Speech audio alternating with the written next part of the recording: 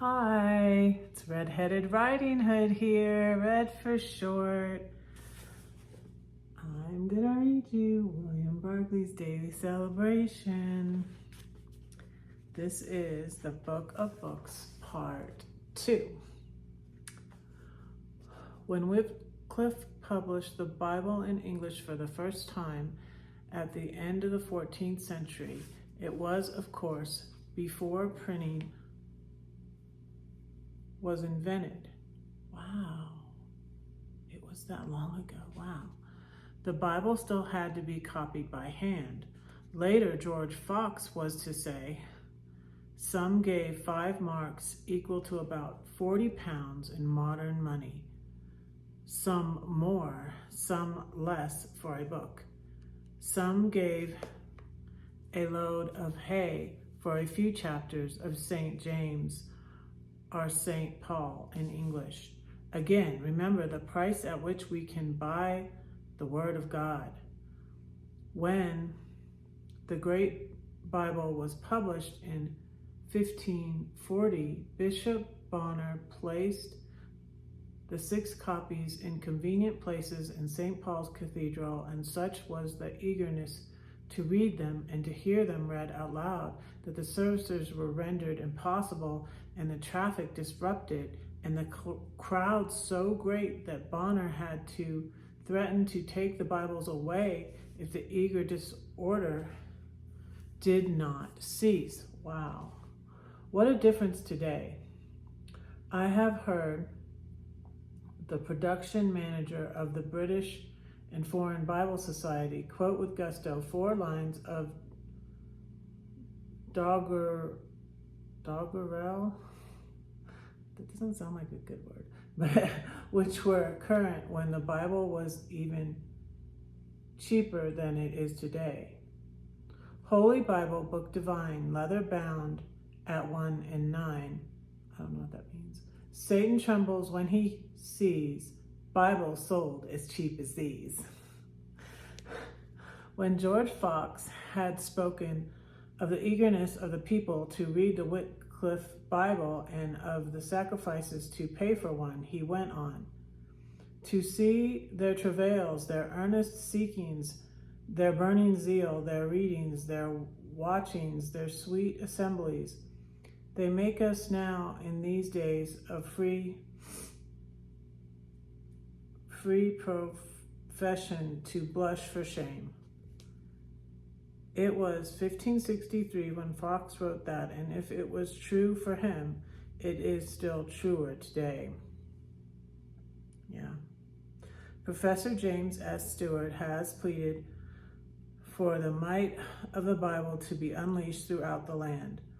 When there are Bibles like the Fontana Revised Standard Version available for all, we are left without excuse. And now, oh my goodness, Barclay would be probably excited, probably because there's so much available online. I like Bible Gateway. There's the U version. You can get all the versions of the Bible. And Julie Forwarda's book. There's so many online tools she has in here in this book that debunks. Need to edit this video because I got a call and I'm recording on my phone. So, but I will do that. And then, and I will put links below. I also wanted to mention, because he starts out talking about Wycliffe, of a great series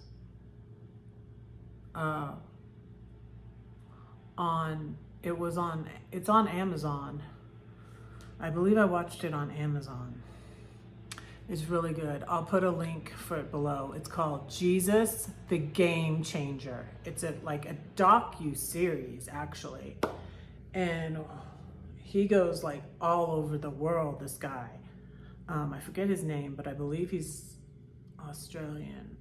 But he goes all over the world and he tells stories about everything. And he talks about Wycliffe Bible translators, and he talks to a lot of missionaries, and he talks about missionaries of the past, like the one who went to China, Dr. Livingstone, the one who went to Africa, and he talks about the one,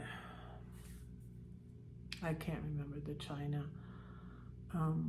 one, but he talks about missionaries to China of the past and everything and how they changed. And the whole series is called, I'll put a link to one of the trailers for it, but there's a couple of seasons. I think I watched all of the seasons. I think there's 4 seasons. But it's really, really good and in depth, and he goes into several people's testimonies, and Christine Kane is in it. She does a lot of work with Joyce Meyer, and she started her own ministry called A21, that's all over the world, fighting sex trafficking, getting girls out of sex trafficking. That I would love to work with that sort of ministry.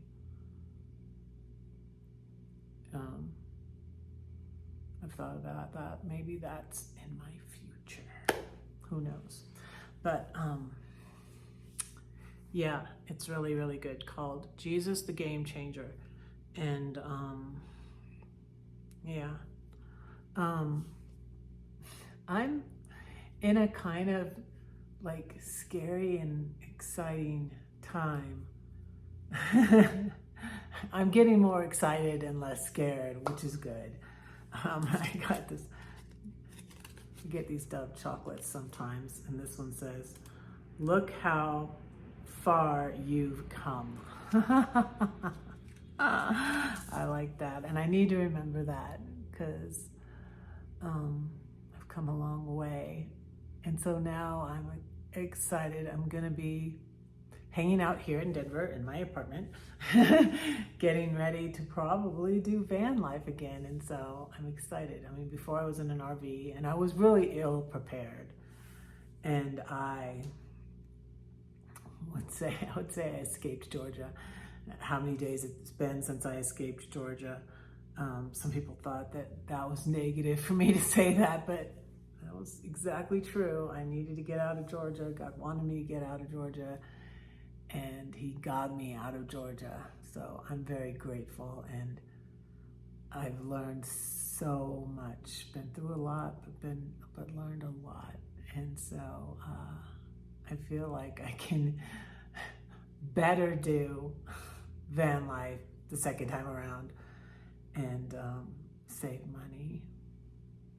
So save up some more money for later on buying a land or a property somewhere. And since I was unsure of exactly where I wanted to buy the property, it seems right to wait, until I'm sure where I want to buy it, and do van life and hopefully save up some more money. So I'm excited, but I have time.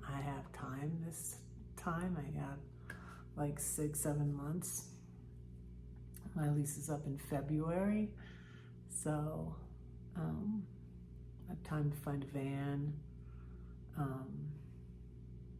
I can make extra money driving Lyft with my car, because I won't get rid of my car right away. I love my car. I don't want to get rid of my car.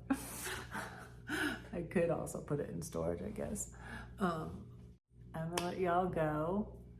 Don't say that no one cares for you, because I do, and God does too. Don't forget to pray for Red, because Red is praying for you. Bye.